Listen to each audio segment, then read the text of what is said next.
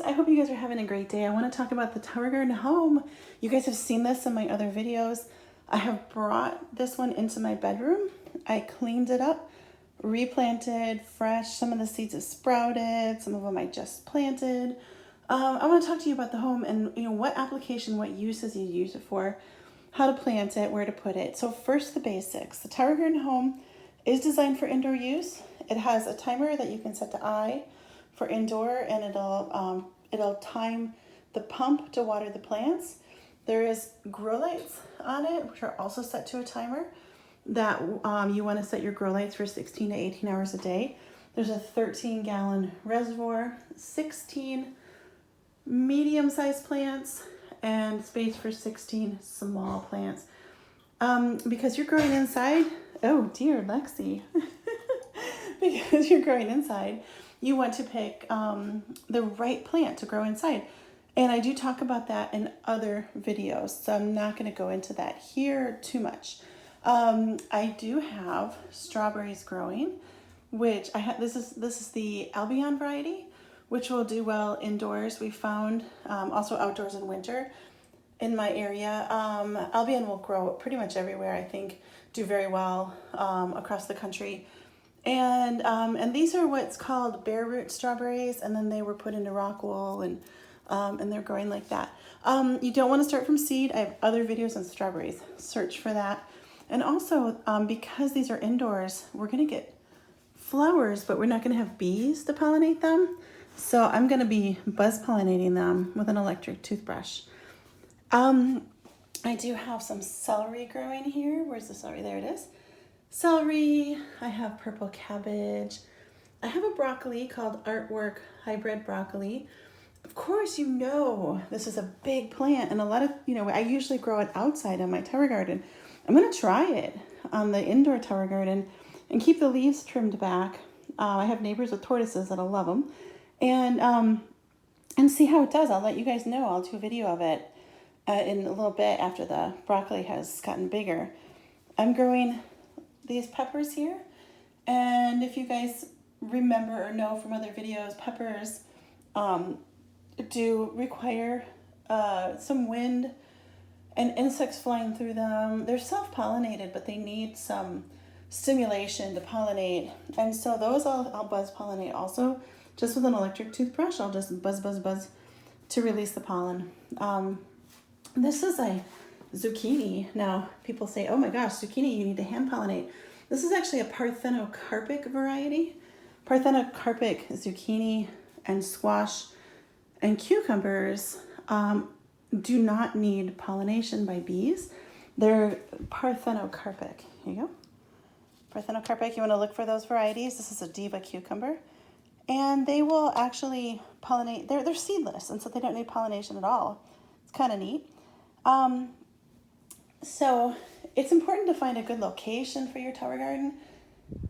This is my bedroom, and I don't spend much time in here other than to sleep. Lots of people like to put it right in their kitchen.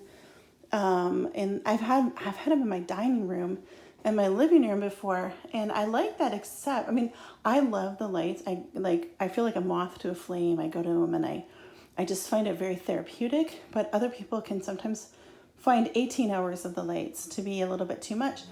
I like this tower garden because it is small, it is movable versus the Flex, and you can put it in smaller spaces. Like, I know people who are putting them in their bathrooms. They have bigger bathrooms than I do, but in their bathrooms, and some people are putting them in unused showers, which I think is brilliant. Here I chose my bedroom because I can easily roll it either into my closet or into my bathroom if, I'm in here during the day and I don't want the lights.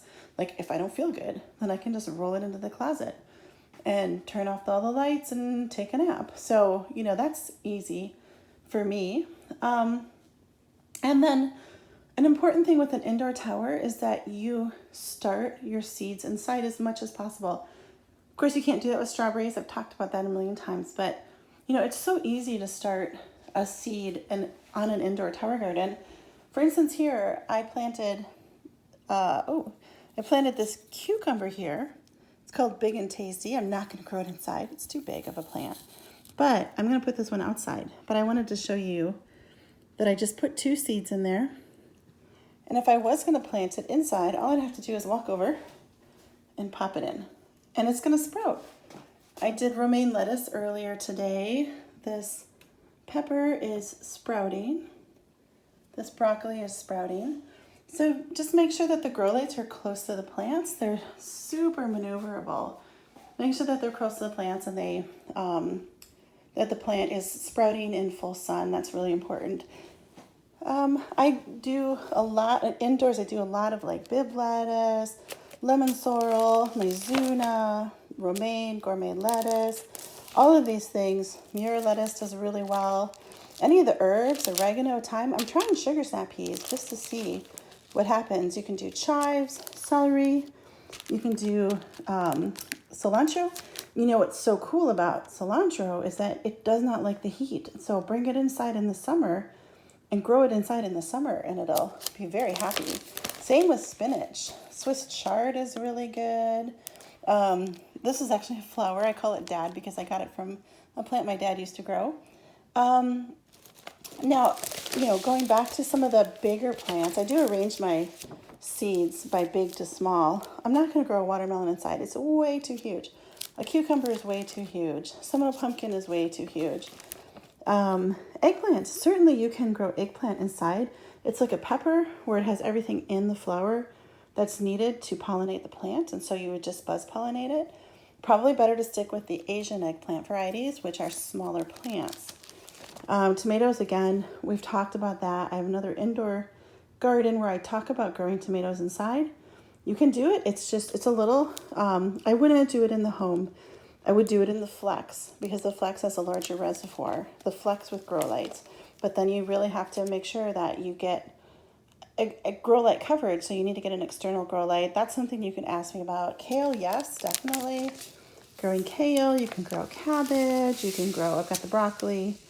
This one's kind of a mess because I have so many varieties. Bok choy. Yellow squash, like I said, I'm trying it with a parthenocarpic variety, and I'll let you know. You can do cauliflower, but you'll certainly want to trim those leaves again. Parsley, yes, for sure. Peppers. Choose a smaller variety, like this Lemon Dream. The smaller peppers, lunchbox peppers, your hot peppers. Those are things that you can grow inside. They're just like the eggplant where, you know, you do want to buzz pollinate. Basil for sure, lettuces. So I hope that helps you guys get sort of a perspective on where you can put it, what you can grow in it. And I hope you guys give it a try. I think it's a really fun way to garden. Oh, pest control, one last thing. The thing you need to worry about on an indoor tower is aphids. They do come in on people's clothes, you know, and they'll just jump off onto the plants or get brushed off onto the plant. So keep your plants picked. Rotate through your lettuces. Grow a head of lettuce, pull it, plant a new one. I don't have aphid problems when I do that. If you do get aphids, just pull the plants out. You know, they're really easy to remove. Just remove it. Rinse it under the sink and get the aphids off. That's your first, you know, method of taking care of them. And then after that, you can use a product, like you can use we have a little mixture that we use. You can ask me about it. All right, guys, have a great day. Grow your gardens.